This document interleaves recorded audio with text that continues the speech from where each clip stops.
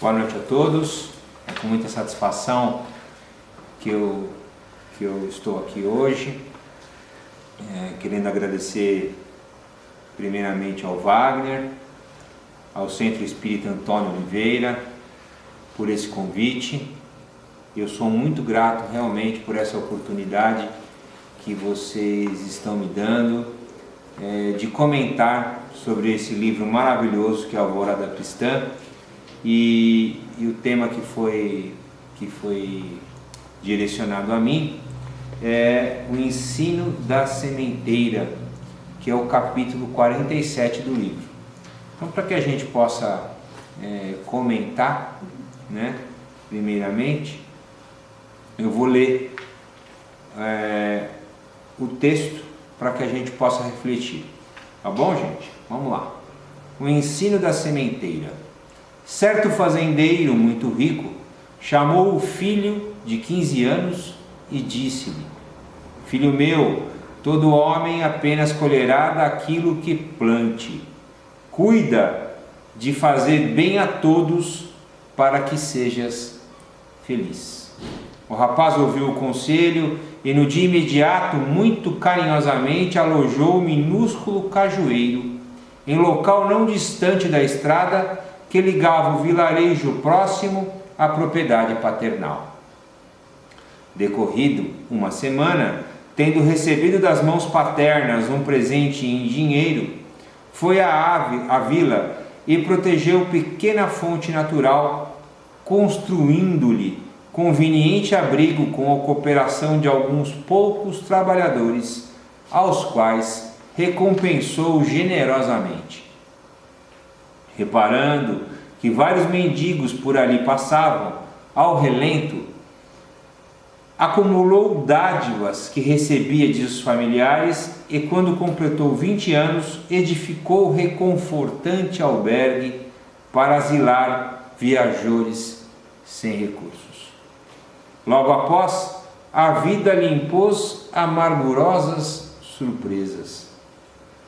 Sua mãezinha morreu num desastre, e o pai, em virtude das perseguições de poderosos inimigos na luta comercial, empobreceu rapidamente, falecendo em seguida.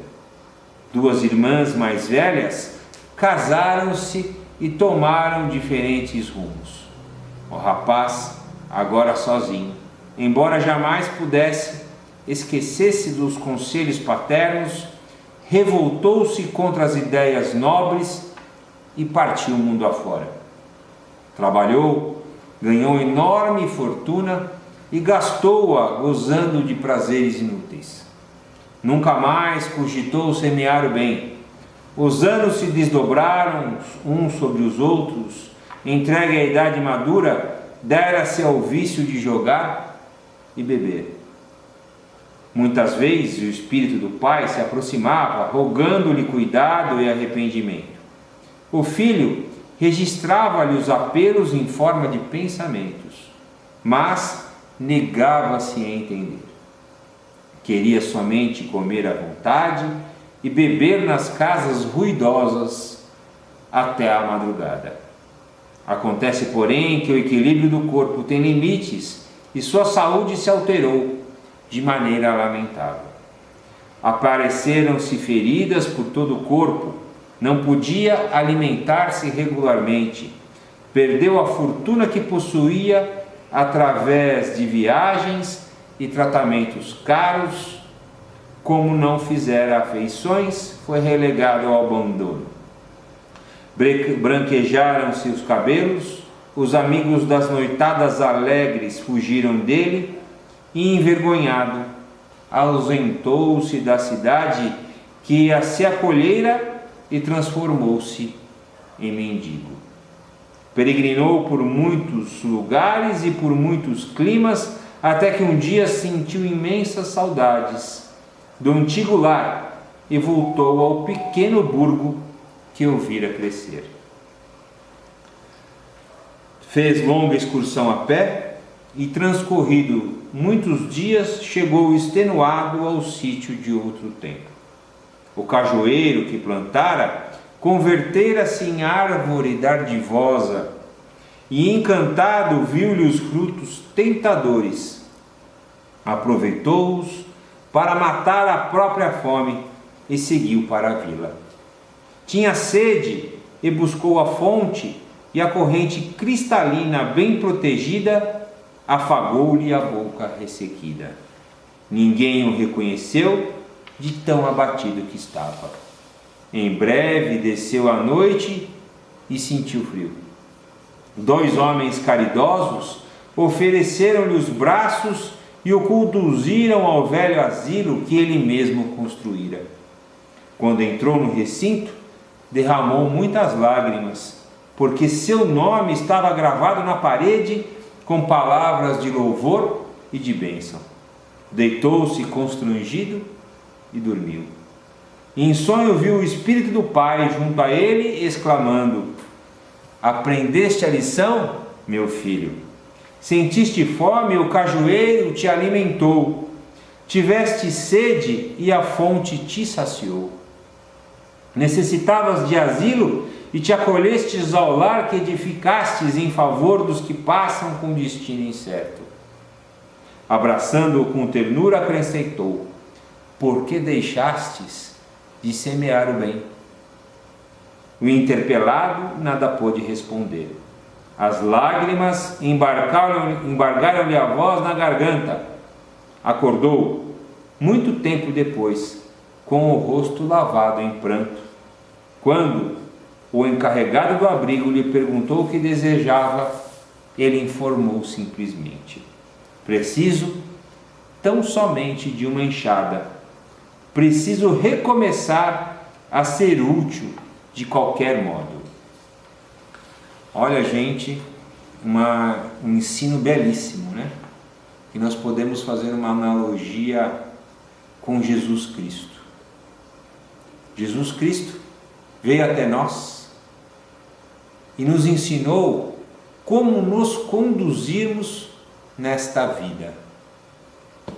Jesus Cristo, que é o caminho, a verdade e a vida, nos deu todas as diretrizes necessárias para podermos e alcançarmos a felicidade.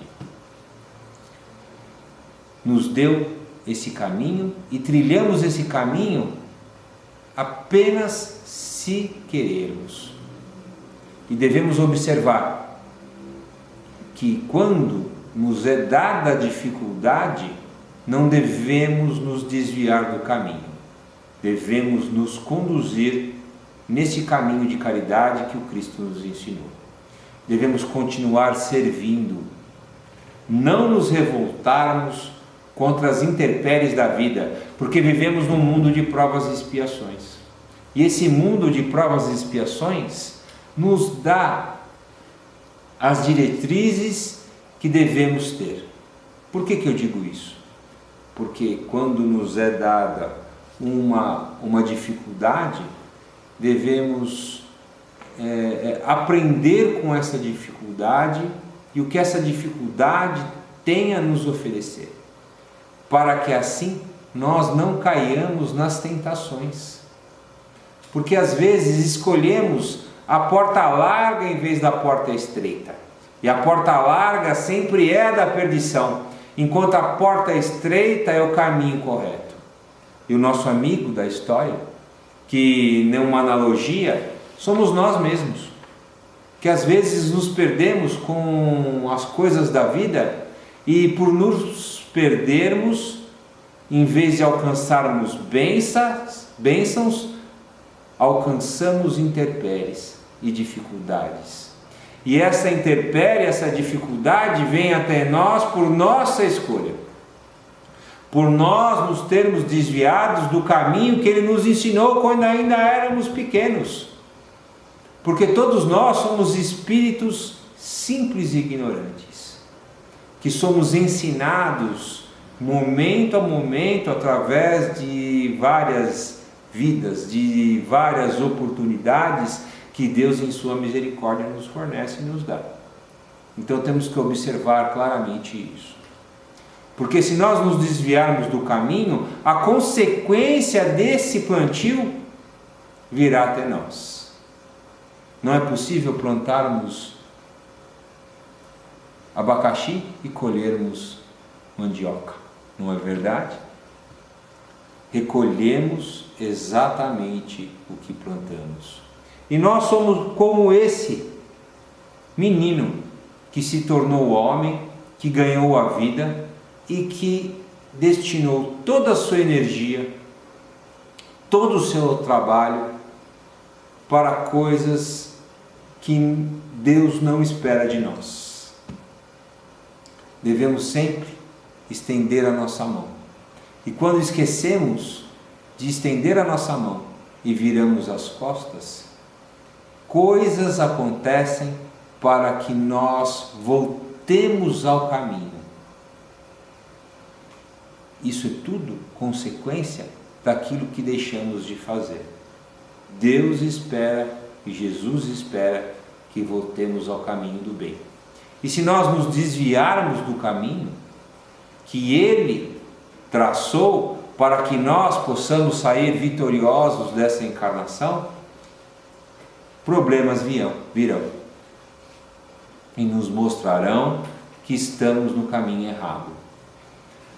Quando nos desviamos e achamos que as coisas da vida, os prazeres da vida são mais importantes que as coisas de Deus, quando vivemos neste mundo de provas e expiações, como se não fôssemos jamais ir para a pátria espiritual, vivemos aqui intensamente os prazeres que a carne nos dá, aí vem a doença.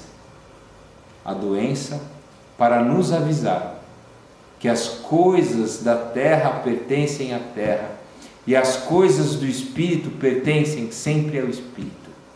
Porque o que levamos dessa vida são as coisas e o bem que fazemos. As demais coisas, todas ficam aqui. Chegamos no mundo espiritual com as mãos vazias de bens materiais. Mas podemos chegar no mundo espiritual com o coração cheio de bênçãos espirituais que espalhamos enquanto estamos aqui, vivendo neste mundo de provas e expiações. Mundo de provas e expiações.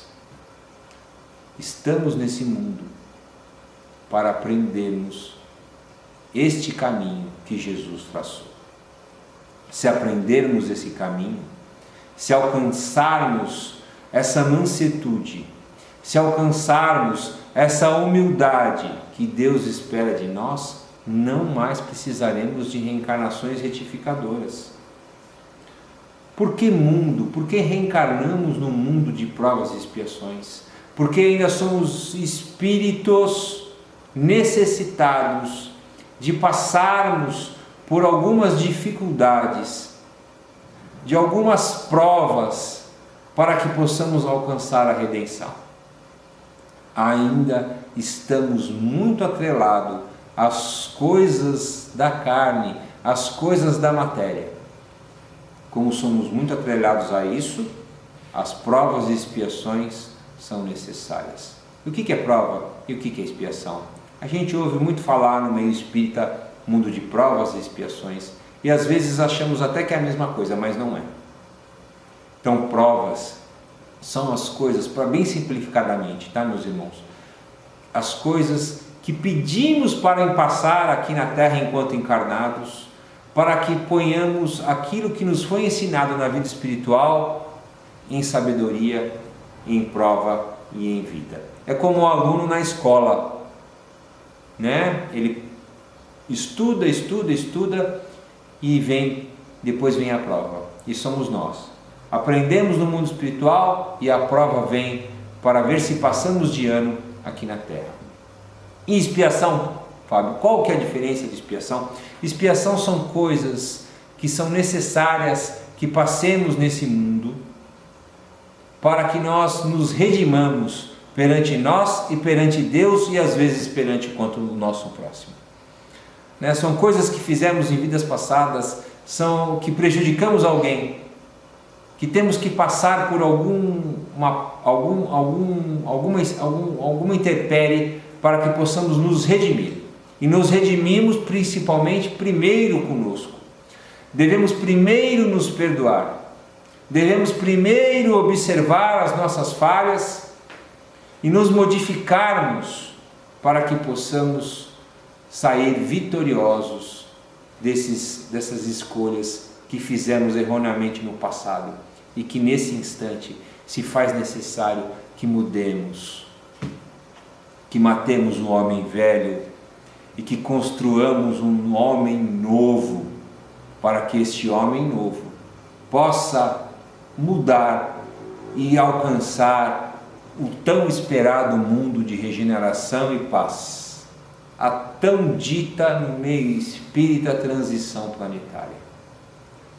Nós devemos evoluir junto com o planeta Terra, para que quando esse planeta Terra transite de um mundo de provas e expiações para um mundo de regeneração e paz, nós estejamos capacitados a permanecer aqui nesse mundo de provas e expiações. Já não mais de prova e expiação, e sim de regeneração e paz. Para que possamos trilhar um novo caminho, para que possamos viver melhor, para que as doenças que hoje extirpam as vidas das pessoas não mais existam. Porque num mundo de regeneração e paz, o tal Covid-19 não será mais necessário, para que nós não possamos mais observar tanta dor e tanto sofrimento. Quiçá o homem possa aprender com tantos dissabores que acontecem em nossa vida. No caso de nossa história, é o que nós também somos fadados a acontecer conosco, porque Jesus nos aguarda, e a cada um que Jesus aguarda, Ele não vai deixar ninguém para trás. Ele está aguardando todo mundo, e todos nós vamos chegar à evolução que Ele espera de nós. Uns em determinado momento, outros em outro. Mas o quanto antes pudermos chegar, melhor, não é, meus irmãos? Quanto antes possamos acordar para as coisas que realmente importam, melhor para cada um de nós. No caso deste amigo, ele começou tão bem a vida, seguindo os aprendizados de Jesus, seguindo os aprendizados do Pai. E logo depois, escolheu uma outra vida, porque dissabores se abateram sobre ele. Então não deixem que os dissabores da vida afastem vocês de Deus, afastem vocês de Jesus. Porque se isso ocorrer, vocês estarão cientes de que problemas virão. Ah, mas ele não teve problemas mesmo seguindo os ensinamentos do Pai, mesmo seguindo os ensinamentos de Jesus? Teve. E devia ter ficado forte e permanecido nesse caminho, porque assim a doença e a desgraça e o infortúnio não se abateriam sobre ele. Se ele ganhasse fortuna com o seu trabalho e espalhasse essa riqueza através de oferecimento de trabalho aos outros, para o sustento de suas famílias, para o engrandecimento de si mesmo, para o engrandecimento dos outros, postulasse e falasse sobre as palavras de Jesus, para que assim ele pudesse fortalecer essas famílias, ele teria sido muito mais feliz, ele teria sido muito mais pleno, ele teria envelhecido com muito mais satisfação de viver, não teria olhado para trás e visto que teria desperdiçado oportunidade bendita que Deus nos dá sempre, sempre e sempre, para fazermos as escolhas corretas. Deus às vezes escreve a nossa história, nos dá todo o caminho, tudo o que devemos fazer, e nós nos esquecemos. Porque quando estamos no mundo espiritual, fazemos as escolhas, traçamos um plano reencarnatório, mas Deus, e quando chegamos aqui esquecemos na nossa mente, mas você pode ter certeza absoluta de que tudo que escolhemos está guardado em nosso coração. E às vezes escolhemos o caminho da porta larga e esquecemos de que o verdadeiro caminho, o caminho que leva à misericórdia, que leva ao perdão, que leva à redenção, é o caminho da porta estreita. Esquecemos que quando alimentamos, que quando vestimos, que quando matamos a sede de um pequenino, é a Jesus que estamos fazendo isso. E veja, mesmo as coisas que fazemos de errado, temos a oportunidade de consertar. Sempre. E as coisas e as bênçãos que fazemos sempre voltam para nós.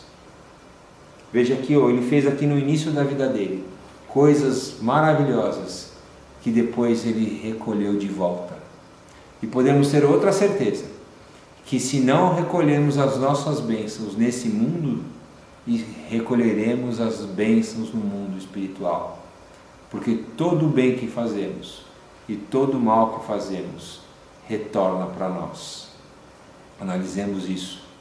Então façamos o bem, andemos com as nossas mãos estendidas, divulguemos o Evangelho de Jesus, o nosso Mestre, para que estas bênçãos retornem para nós, sem orgulho do saber, mais do que qualquer pessoa, porque somos todos iguais, somos todos filhos do mesmo Pai. Espalhem bênçãos, deem, façam a caridade. E a caridade nós podemos fazer de muitas formas. Caridade não é só dar o dinheiro. Às vezes dar o dinheiro é fácil para quem o tem. Às vezes a caridade é um momento de estar junto, num trabalho assistencial, uma entrega de uma cesta básica, mesmo que não tenha sido comprada com o dinheiro de nosso bolso, um ombro amigo, uma palavra caridosa, um olhar caridoso, um sorriso, fazer daqueles que são invisíveis, que estão na rua, visíveis, com um bom dia, com uma gentileza, porque a gentileza é uma porta grandiosa para alcançarmos a humildade, nos esforçarmos no perdão, lembrando que perdão não é o esquecimento da ofensa, e sim o esquecimento de si mesmo, para que aquilo que nos foi feito não mais nos machuque, para que tiremos de nós a mágoa, tiremos de nós o ressentimento. A mágoa é aquela má água que guardamos e apodrece dentro de nós, e o ressentimento é o sentir novamente as coisas que nos foram feitas. Lembramos, sentimos, lembramos, sentimos. Vamos nos fortalecer no que o Cristo nos ensinou, para que possamos ser verdadeiramente felizes. Bom, meus abnegados irmãos, espero que o recado tenha sido dado, que tenha sido de bom proveito para vocês. Foi com muito carinho que eu me propus a fazer isso, agradecendo novamente ao Wagner e desejando a todos vocês muita paz, muita luz. Muita paz para os vossos corações e muita luz para que vocês possam entender todas as coisas que acontecem em vossas vidas. Que vocês busquem e que vocês achem, que vocês batam sempre a porta para que ela sempre se abra, e nesse abrir de porta, nesse buscar, vocês encontrem Jesus. Um beijo no coração de cada um de vocês. Que assim seja, graças a Deus.